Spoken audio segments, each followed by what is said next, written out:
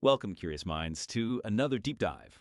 Today we're looking at a really crucial topic for anyone navigating one of America's fastest growing cities. We're diving into Charlotte Rental Market, Essential Trends for Renters, which is a fascinating source from apartmentneighborhoods.com. Our mission today really is to cut through all the noise and pull out the truly vital insights, the things you need if you're a renter in Charlotte. It's about getting you armed with practical knowledge so you can make confident decisions in what's clearly a dynamic environment. Okay, let's unpack this then. Our source, Charlotte Rental Market, Essential Trends for Renters, it immediately hits us with something pretty significant, maybe even a bit counterintuitive. It says Charlotte's average rent actually went up nearly 7.5% in the last year, even while the overall vacancy rate ticked up slightly. So what's the immediate takeaway for you, the listener, from a dynamic like that? Yeah, that's really interesting, isn't it? Because you think, okay, more vacancy, maybe things are easing up. But what's fascinating here is that the report, it really highlights a clear divergence. It's not just about general economic beta. It's about where the vacancies are and what kind of units are vacant versus, well, what's actually in high demand.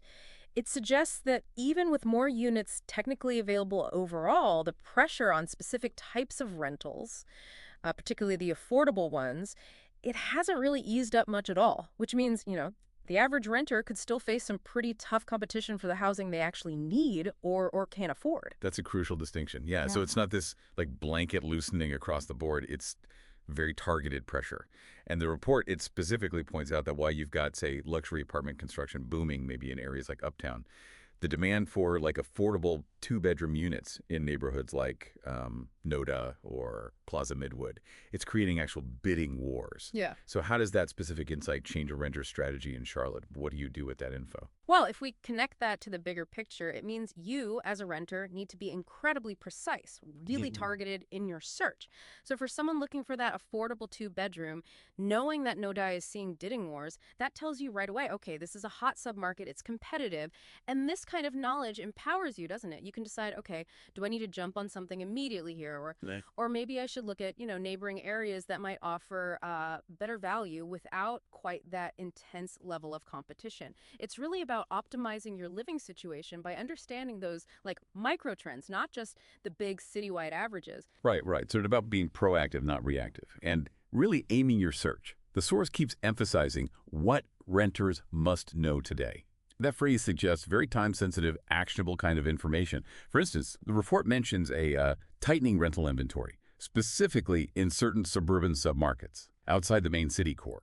What does tightening inventory actually mean for a renter who's trying to secure a lease in, say, Huntersville or maybe Fort Mill? And why is knowing that important today? Yeah, tightening inventory basically means fewer available units hitting the market. Simple as that. And fewer units, well, that naturally drives up competition and often prices too. It's supply and demand, right? So for renters, it means those good units that get snapped up faster, sometimes, within days, maybe even hours of being listed. And that specificity, that today part, it really underscores the rapid pace of change in these dynamic markets like Charlotte. Trends aren't static, they shift constantly. So what renters must know today points directly to that critical need for really up-to-date information, stuff that reflects current conditions right now. Because frankly, yesterday's availability might be totally gone today. It's all about navigating the immediate landscape, understanding that units in those desirable areas, or maybe ones with specific features like, good school districts, they might require really immediate action, like see it, like it, apply. That's a real-world scenario, yeah. Yeah. So many renters face exactly that pressure.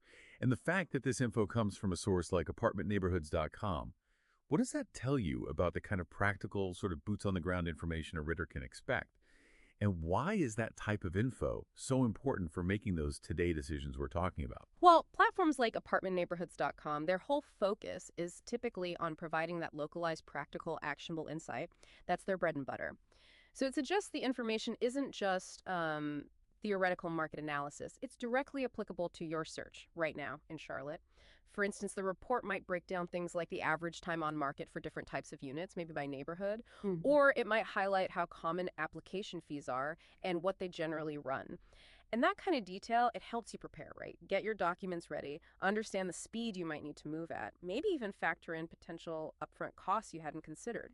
It offers a clearer roadmap, really, for renters trying to navigate the nuances of specific areas and prices within the city. It tells you not just what's happening big picture, but how it actually impacts your wallet and your timeline today. Okay, so what does this all mean? Wrapping it up. Our deep dive into this source, Charlotte Rental Market, essential trends for renters. It really highlights not just, the general importance of market data, but the absolute necessity for you, the renter, to be armed with timely, relevant, and actionable information. Information that's specific to Charlotte's unique market shifts. It really is your compass in what feels like a constantly shifting and sometimes a surprisingly complex landscape out there. Absolutely. And that brings up, I think, a crucial point for you, the listener, to maybe think about. In your own city or maybe the location you're hoping to move to, forget just the overall rent average for a second. What specific, maybe almost hidden essential trend would you most want to uncover today? What piece of information would make you feel truly confident and empowered in your own rental decisions right now?